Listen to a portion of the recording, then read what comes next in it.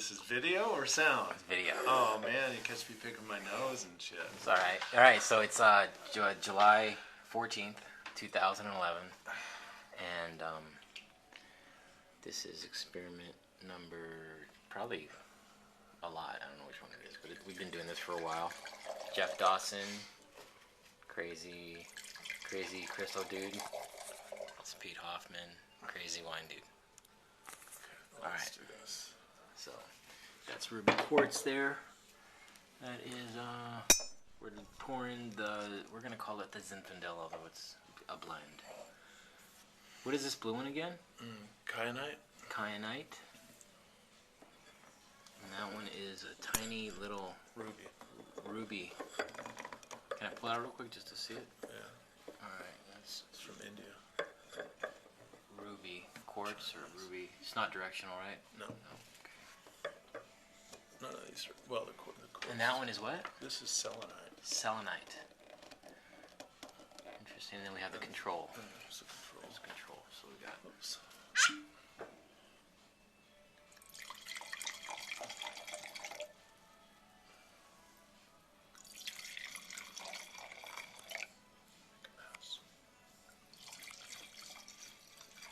That one's crazy looking.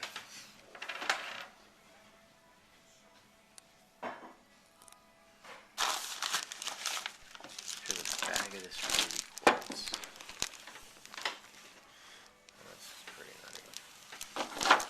Alright. He's programming the intention.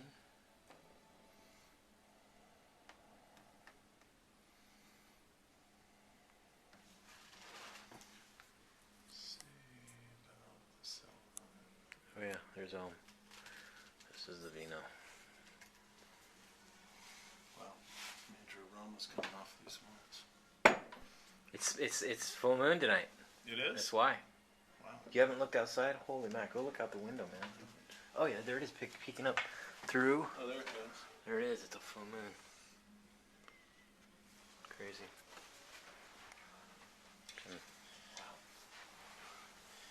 All right.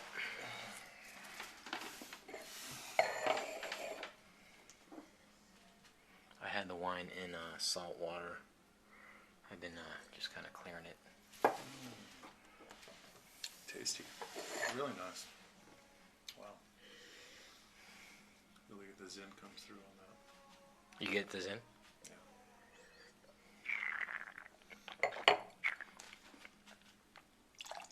I actually have to spit since I'm not drinking tonight.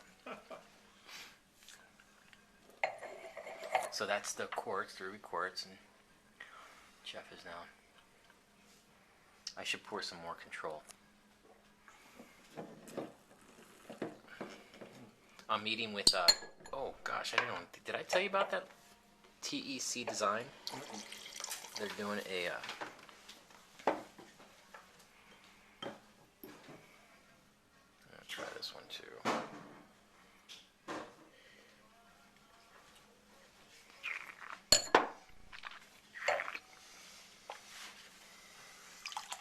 That makes it much more generous. I get a generous mouthfeel with that one. You opened it up? I like the chalky tannin, and it kind of made it more round. This seems a little bit more subdued, a little diluted, not as generous in the mouth. This gives it a more rounder feel for me.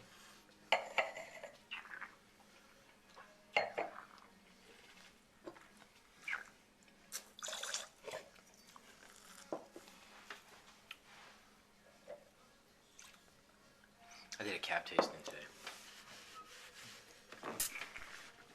Definitely opens it up, softens the edges, softens the finish.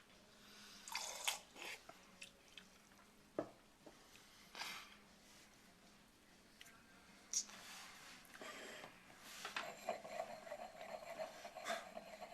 like a space age wine glass. I know, right? This, you know, you're familiar with the form. Is it called a Merkaba? So I think that video, that photo that Sandra Bear took, that last photo that she shows is of a Merkaba. It's a six-sided with a point. Of the wines? Of the wines. Your wines? Yeah. You were able to identify that? I couldn't tell. I guess I didn't get a good shot of it. Do you want me to show you what I have? It's on my phone.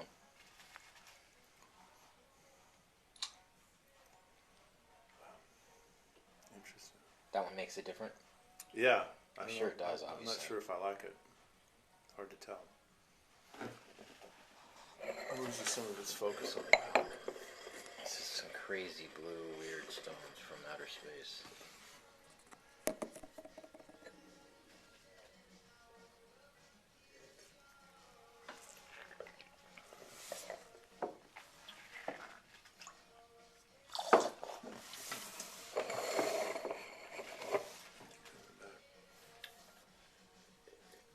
That is interesting. You're right, it kind of doesn't have a finish to it. Tightens it all up. Seems like it's just kind of brings it all together. Like a fist, maybe a hand turning it into a fist.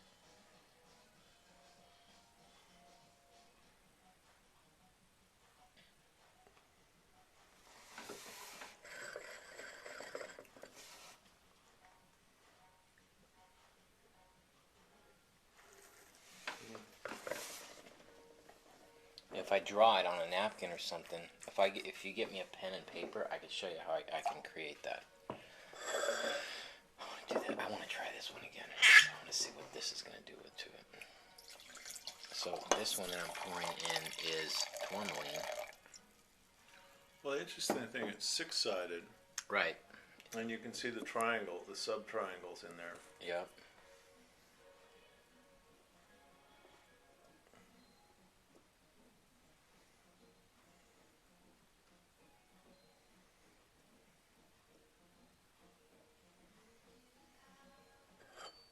But it's I don't know if it's a Merkaba though. The Merkaba is two pyramids.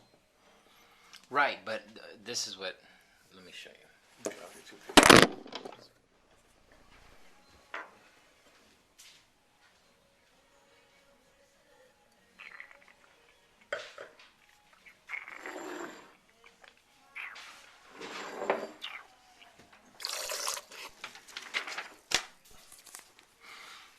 All right, so the Merkaba is the Star of David. Mm-hmm. Three-dimensional. And then what I do is I connect them. And then I create these lines. Reconnect all the lines. Mm-hmm. And then if you kind of can imagine, what does Johnny have to say?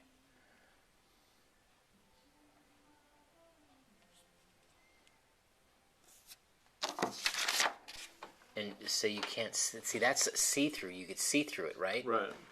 So you can't really see through that, but you could almost imagine those lines being there. When you really look at it up close, you could start seeing the lines almost. Mm-hmm. Mm-hmm. And I'm thinking that's somewhat of a Merkaba, or close to it. Mm-hmm. Which is sacred geometry. So I'm thinking that's a form of sacred geometry. Mm-hmm. So far the ruby's my favorite. Yeah, I like what the that ruby did. too. This one kind of, it doesn't. Well, I like that. I mean, these two. I like that one the best so far. That one. The selenite's pretty interesting.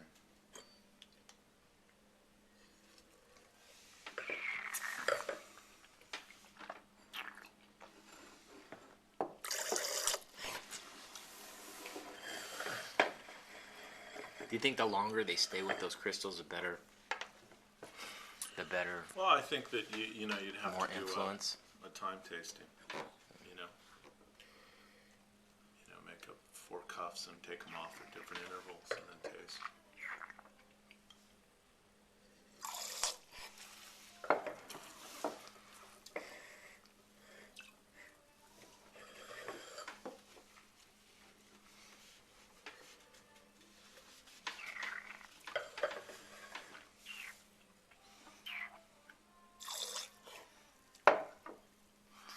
So how would I do something like that for a cuff for that? You just make a cuff, make a special cuff.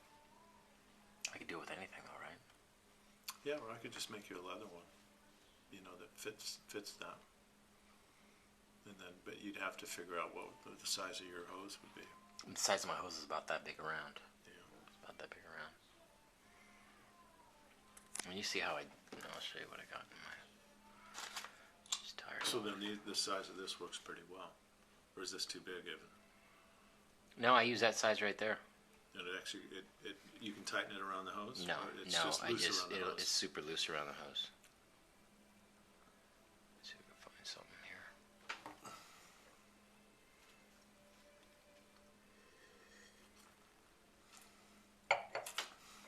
I've been doing good with this cleanse, but man, there's one way. I was doing Chardonnay bottling. Yeah. So all I used was the 2012 in the Tanger quartz. Mm-hmm. Yeah. Wow, this makes it really elegant. Doesn't it? It really is nice. It just completely shifts it. I mean, if I need to use duct tape, I'll use duct tape. And then this is another way I've done it. Kind of a little bit more difference. Look at that. Because the hose was going up, so I just kind of. I just kind of jimmy it, Oh, it works as long as it's around there. Yeah. Some bottling, just a really small bottling. I'm going to do a Lululemon thing.